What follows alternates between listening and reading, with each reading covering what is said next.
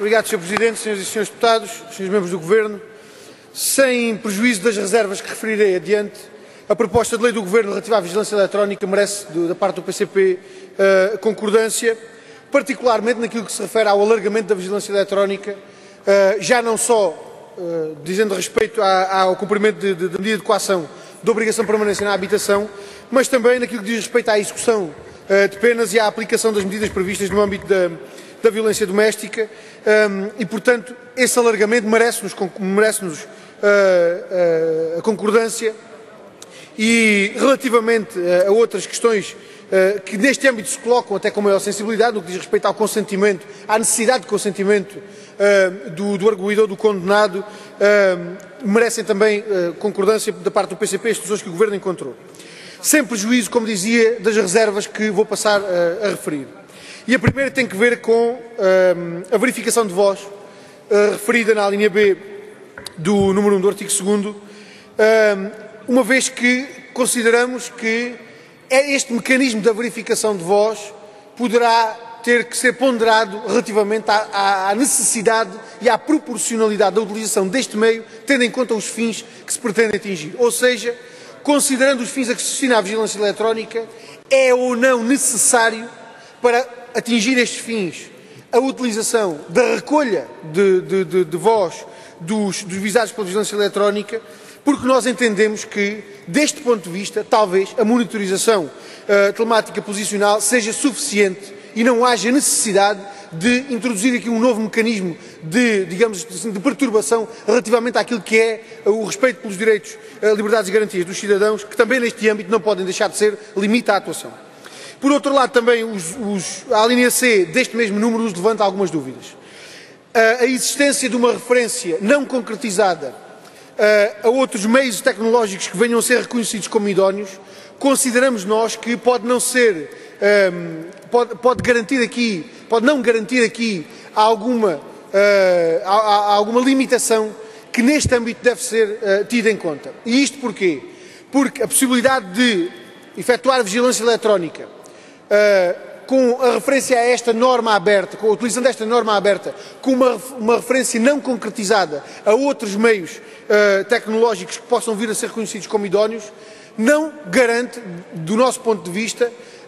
o respeito por aqueles direitos, liberdades e garantias que devemos ter em conta,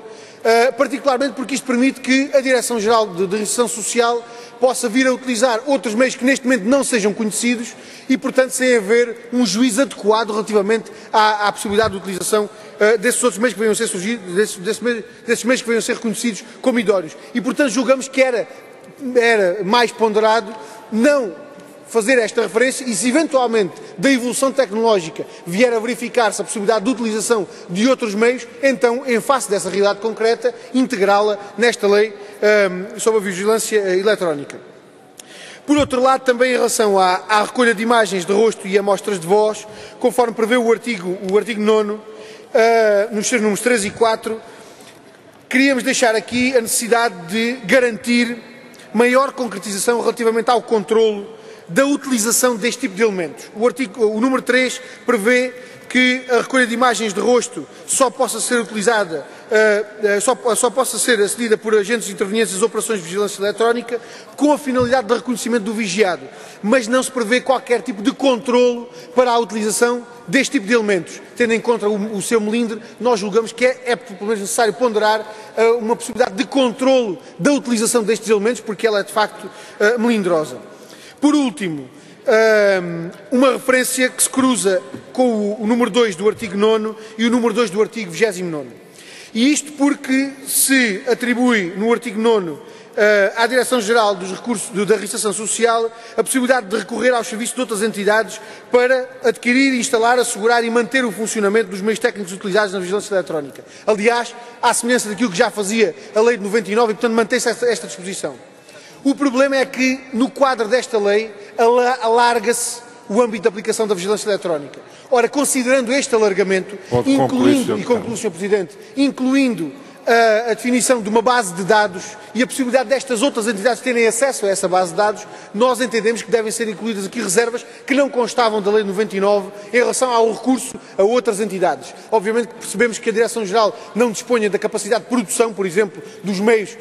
que são necessários para o cumprimento da vigilância eletrónica. Agora, julgamos que este recurso a entidades externas à Direção-Geral da Registro Social deve ter nesta lei reservas que não tinha na 99 por força do campo de aplicação mais restrito. Mas, sem prejuízo destas reservas que acabei de referir, o PCP está de acordo com os traços gerais da proposta de lei e, portanto, obviamente, não o votaremos, inviabilizando a sua aprovação.